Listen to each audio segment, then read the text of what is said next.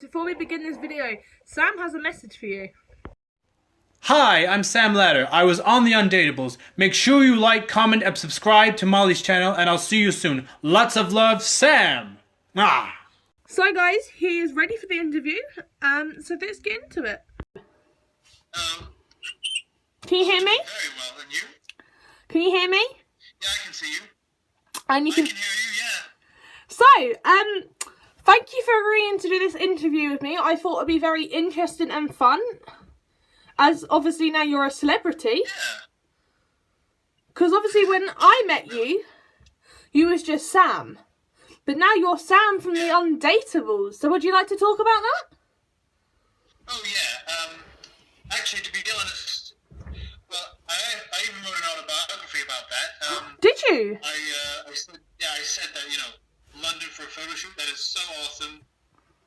And it was quite an experience, to be honest, because when you go all the way to London for a photo shoot, well, in my case, it felt like the most extraordinary experience of my life. So, A little nerve-wracking in some ways. could you tell us the experience and what you had to do to get onto the Undateables? I applied twice. You applied twice, so what sort of questions did they ask you on the form? What kind of girl I was looking for, and at that time I was into a certain kind of girl, like Orientals or something, but Asian girls or so forth. But that was me at the time when I was 21. How old are you now, Sam? 23. It was 27. 27. 27. And what was it like when you got an email back? Like, how did you feel? Was it an email or was it a letter? Well, actually, it was a phone call. Even better. And how did that make you feel? When I heard I was going to be on the Undateables, it was like, oh my god, hallelujah, this is it. This is my entry. Sorry about that, Sam. So, when you got a phone call from the Undateables, tell me what was going through your mind. Like, how did you feel and what was your reaction? I felt like I won the lottery. Kind of like how Rafiki actually reacted when he found out that Simba was still alive in The Lion King. Rafiki's the baboon thing? Yeah. He's basically a baboon. And Lion King was like the most inspirational thing to me. Really? I mean, even through the time when I got on the Undateables, I mean, lots of lessons learned from that, right? I'm more of a Little Mermaid type of girl. But I can see. Oh, that's okay. So tell me what was going through your mind when you was walking on the set or where you was going on the Undateables. Walk me through what happened. At the time when I was being filmed, I wasn't sure what I was going to look like or sound like. Only that I was going to actually expect some sort of shock when I actually found out that it was going to debut. But they showed it to me and they said they would need my permission to release it the way it was edited to me. And I have to say, the only thing that worried me a bit was when my name actually popped up on the screen with the music being played, because even though that's the Margate Diner. Oh, is that Margate, was it? That it filmed? Yeah, Margate. And it was, I was a little worried about how it would play out. And because I actually was a bit bigger then, they asked for a lot of questions and they asked me a lot of things, but I was happy to tell them the whole truth. I was happy to tell them a lot of things and that I had good intentions.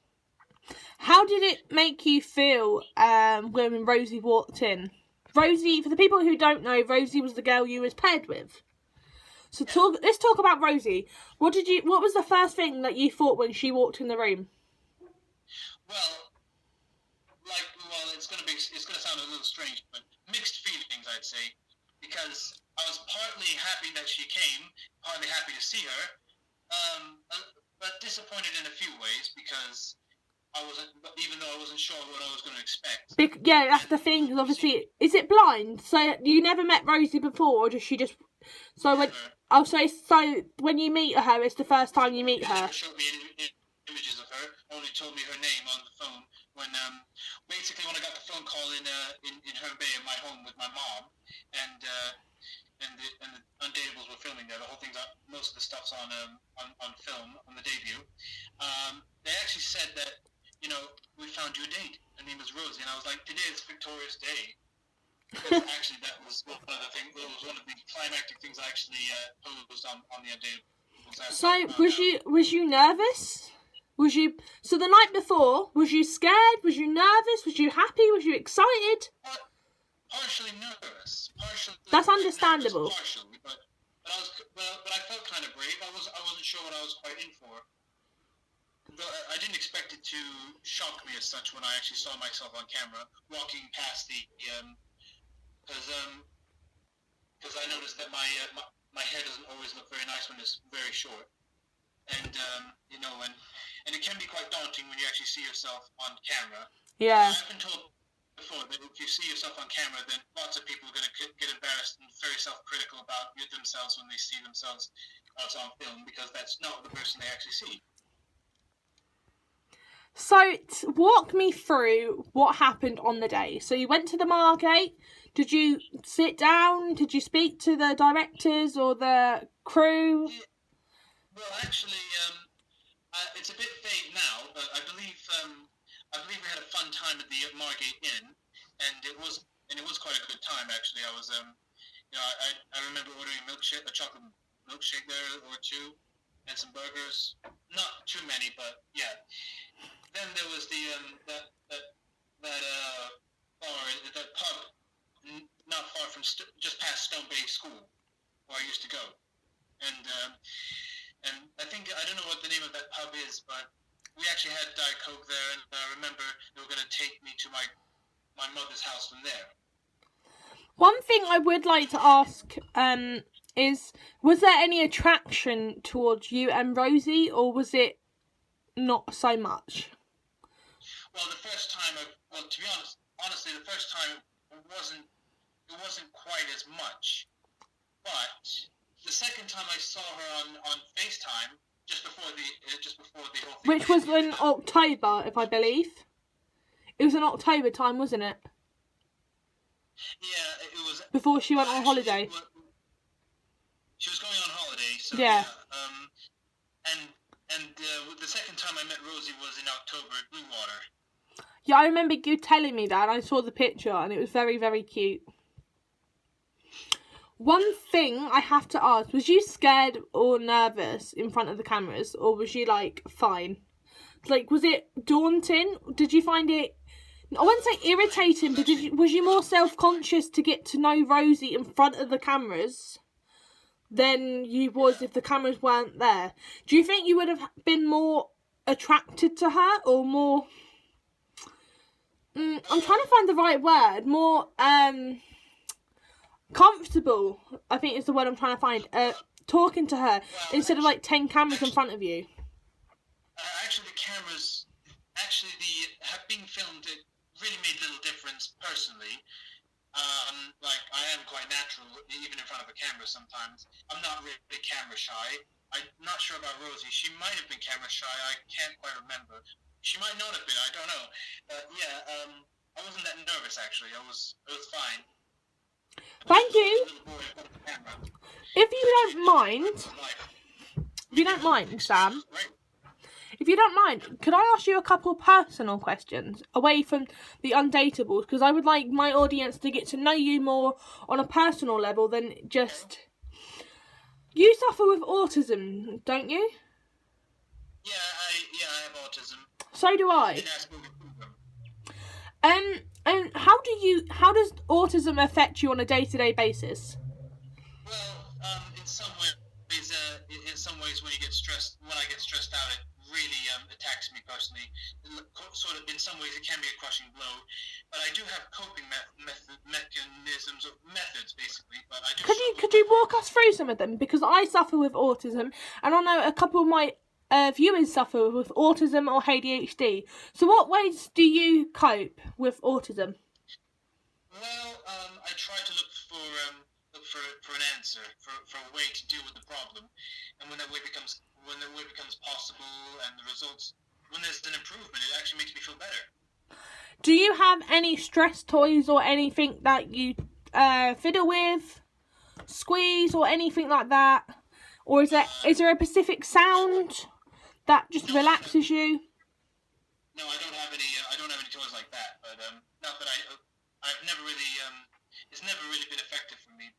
Basically, my stress is between autistic and neurotypical, and as I view it, because normal people get stressed as well, and the way I see it, yeah, basically when I can act like someone who's struggling in life, and it looks and I've even been told before that even as an autistic person, no one will even know I have autism until I tell them, or until I can prove it to them, because I don't look very autistic.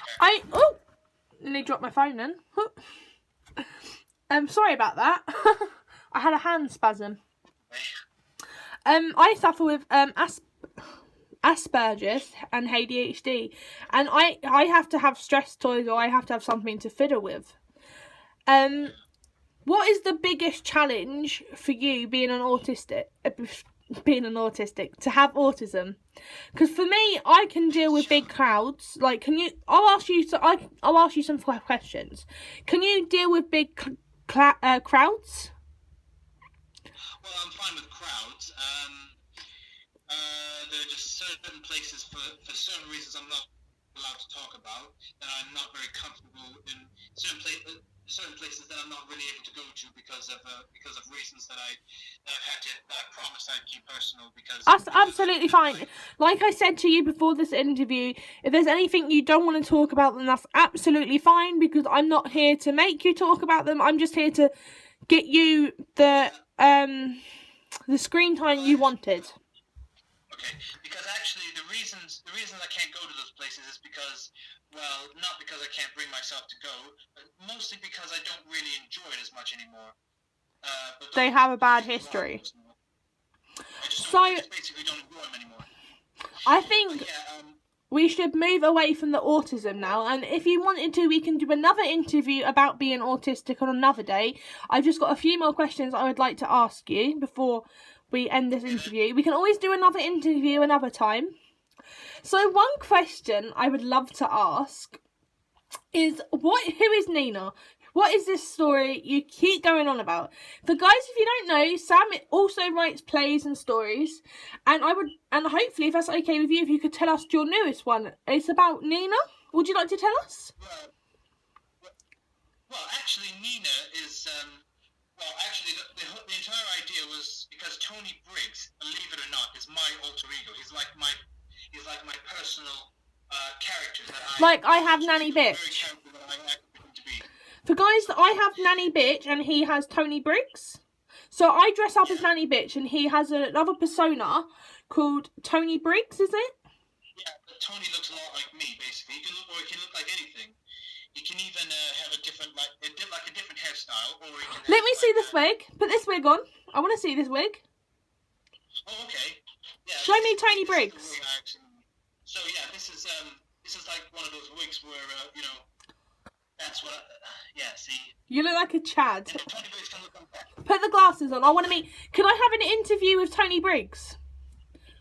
Okay. Yeah.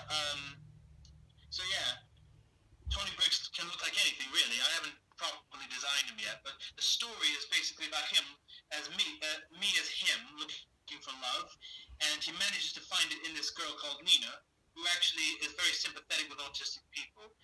And when she finds out how nice he is, then she offers him a date, and she first offers him a drink, but then it gets more romantic, and she finds out how lovely and kind he is, and then she decides she'll take a chance on him and go with him.